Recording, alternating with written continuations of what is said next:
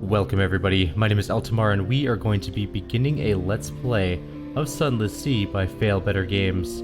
This is actually a game that came out a year or two ago, and it got backburnered just due to some other games I was playing at the time. I recently loaded it up and played a couple hours, and realized it's really good and really fun so far, so I've decided I want to do a Let's Play of it and experience the majority of the game with you guys. I only know the very basics of the game. Now before we get started, I want to note that this is a highly narrative game. There's going to be a lot of reading, a lot of story, and a lot of lore. There is combat in the game, but it is not the prevalent aspect of the game. So if you're looking for a top-down shooter, this is not going to be sort of that game for you. If you're looking for a more narrative, story-driven game with sort of Lovecraftian themes, this is going to be right up your alley. So let's get started. I'm going to overwrite my other save because it's not too important. You've lived too long underground to survive on the surface for long, but you can return there, briefly, which is true. So you kind of get a little bit of the map here, and this is all sort of different, but we'll take a look at it later. So, Captain's Making. 3 decades ago, in the reign of Victoria, London was stolen by bats. Now it lies a mile below the surface. It was dreadfully inconvenient for everybody, but it opened a vast black ocean to you. Welcome to the Untersee. So the first thing we need to do in this game is choose a past. We have to decide who we were and what we want to be. We are currently in a lodge in a room above the Blind Helmsman, which I believe is a tavern. You are now a captain. Now you belong to the Untersee, but who were you before? So there are 6 backgrounds you can choose from. 1, 2, 3, 4. There are 5 backgrounds you can choose from. We could be a street urchin. And if we become a street urchin, we get a bonus to our veils, which is the skill of subtlety and evasion. Poets get a bonus to pages, which is trickery and knowledge. Veteran of the campaign of 68 gives us a bonus to iron, which is the skill of causing direct damage.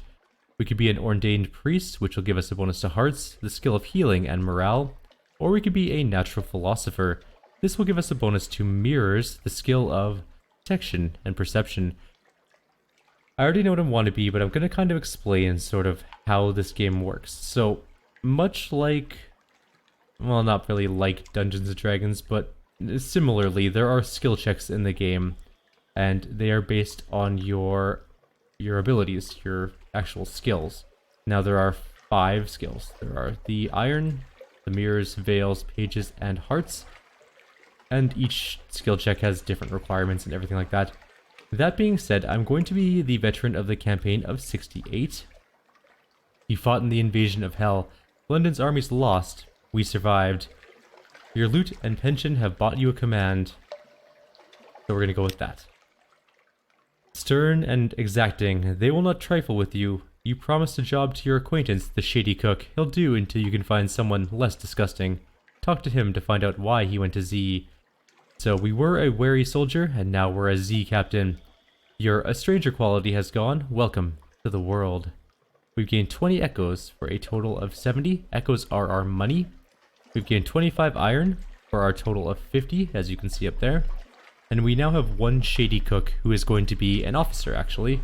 For our boat can have 6 officers in total, or 5 officers and a mascot, I believe. I'll show you where all that stuff is in a little bit here.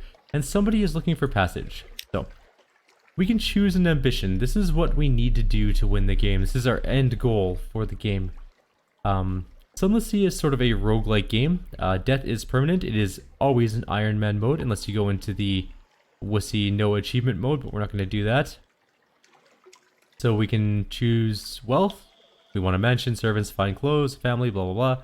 We can get fulfillment, gather 100 tales, learn all you can of the Z, and write a masterpiece before you retire. Or you can do your father's bones. Your father was lost at Z, you never knew him, but you've often dreamt of him. Find and return his remains to London for a decent burial.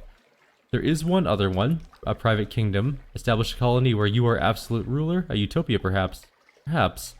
We can't choose this now, but we may be able to find an opportunity to switch to it later in the game, so this is something that we might be able to do. For now though, we're going to go with fulfillment. We are going to gather tales and stories. Whenever you return to Fallen London, you have the option of retiring, but first, you'll need to write your masterwork. An occurrence, your objective, ambition, quality is now become London's most venerated explorer. The last scrap of paperwork. Captain, Captain!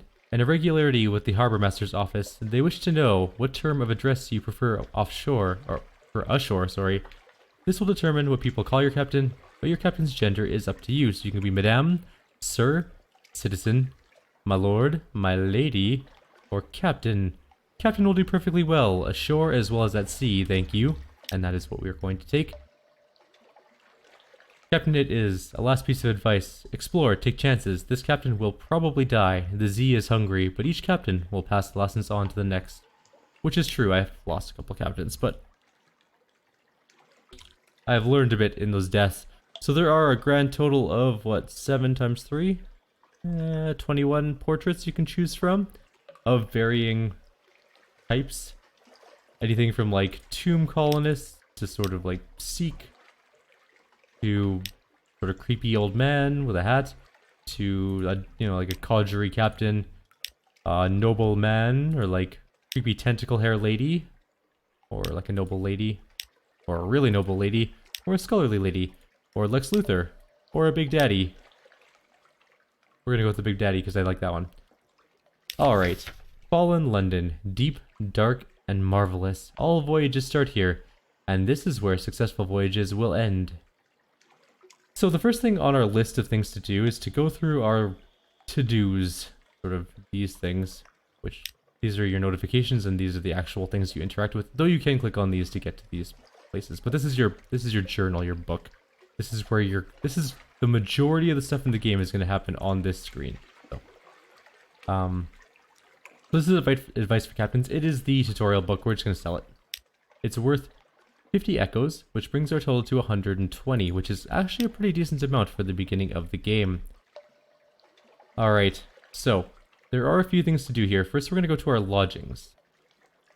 Here you may catch up with your correspondence, rest, or retire altogether from seafaring life. The better your lodgings, the better the quality of your retirement, naturally. There is only really one thing we can do here currently. Everything else is locked due to us not meeting the requirements, which are usually fairly substantial. Things like have 1,000 echoes. Have, well, 10 echoes, but we also need to have terror to start the renting a room. Or rest in a room, sorry. But anyways, we also have a private sanctuary, but we need to have an elegant townhouse or a seaside mansion for that. We don't have any of those.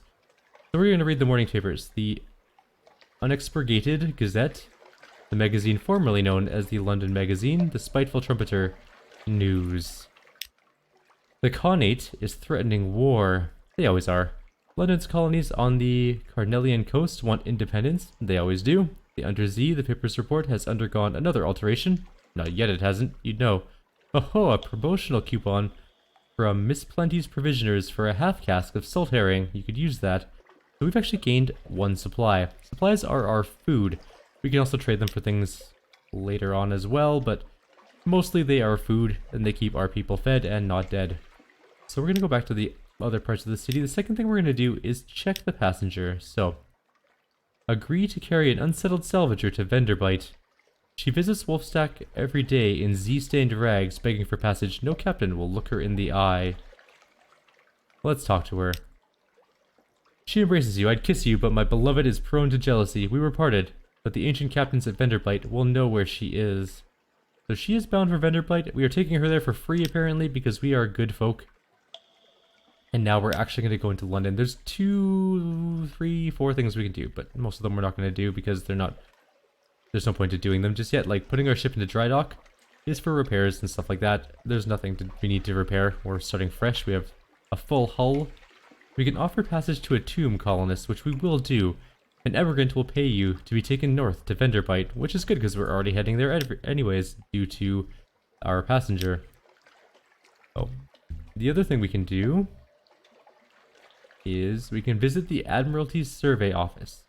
They'll pay for information from Z captains, find out what and how.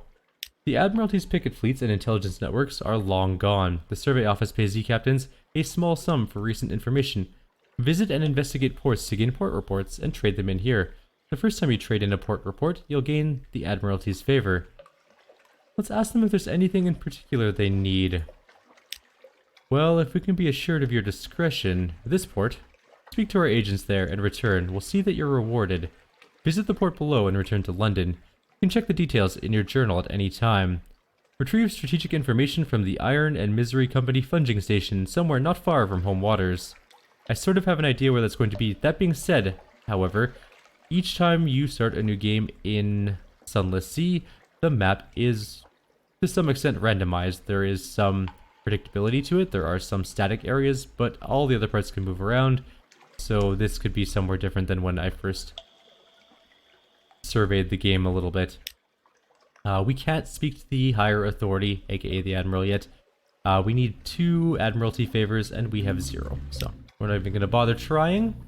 We are, however, going to go to the shops, because we need some supplies. Now, London has the second cheapest fuel, so it's actually pretty decent to get some fuel while you're here. We're going to burn through a ton of it. We have 6 supplies, which is a decent amount, and supplies here are a little bit expensive, so we're only going to buy 2, which brings us down to $30. It's not ideal, kind of most of our money. But that being said, we're going to need supplies because they are food, as I mentioned previously. Now, there are other things we can do. So there's the Wolf Stack Exchange, where we can do things like buying mushroom wine, honey, and stuff like that. We can sell it other places, hopefully for a profit. This is the gun store. You can buy guns here. This is a different gun store. And this is the engine store. We have a crappy elderly steeple engine. We also have the Leadbeater and Stainrod reconditioned frigate surface gun, deck gun Mark II. That's what we have. It does 8 hull damage, which is really bad. Life damage 8, which is normal. Crew damage, it can kill a crew sometimes. And its warm-up time is 4 seconds. These are engines, like I mentioned, and then these are lamps. These are going to increase lock-on time. They increase your mirrors, basically, and mirrors increase the speed in which you lock onto enemy ships, as well as the light that will be beaming from your ship. So we're going to leave port now. We're going to turn off our light immediately because we're near home waters. Our terror is not going to go up a lot. There are lots of little lamps around. The more you move into the dark Z areas, though, the more terror you'll build up. And if you get too much terror, your crew goes insane. That is the Lovecraftian portion of the game. There are some weird and creepy things in this game, and also the music is fantastic. It's also beautifully artistically drawn. I really enjoy the atmosphere of this game so far. So we're going to head north. Venderblight is north from us. We can also use our Z-Bat to look around. But I already know where Hunter's Keep is. It's sort of always in the same area. It's very close to London. And it's going to be our first stop on our journey. And we're going to skate through that little area right there. In reality, there'd probably be rocks all over that place, and we would smash our boat into them. But in this game, there is no rocks, and there's just a nice little gap between the islands. So we're going to stop in here and say hi. A quiet isle and a grand old house. A hump of dark rocks swathed in mist, like 100 other Untersea islands.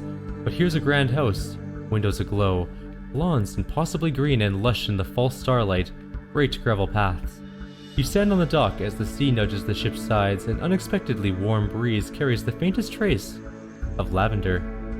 We're going to present ourselves at the house. They will have heard our ship come in, why bother hiding? We knock and enter. A maid with smoldering topaz eyes shows you into the parlor where 3 young women wait. A visitor, the youngest cries. Next youngest chuckles, the eldest sighs. Do excuse the indecorum, she says. Visitors are rare, you are very welcome. I am Cynthia, the noisy one is Phoebe, and the cheerful one is Lucy. You are in good time for lunch. Will you join us? We are now acquainted with the Sisters of Hunter's Keep. On the surface, the sun still warms the earth, or so one assumes. That's a story we got. We'll find a story when we next make port. Cool. So we can have a luncheon with one of the 3 sisters. We can kind of choose which one we want. So we can meet with Cynthia, we can meet with Lucy, or we can meet with Phoebe. Lucy is sunny, restless, and prone to giggles. Let's talk to her. Lucy leans over and whispers to you confidentially a complex story about a butler, a pig, and an inheritance.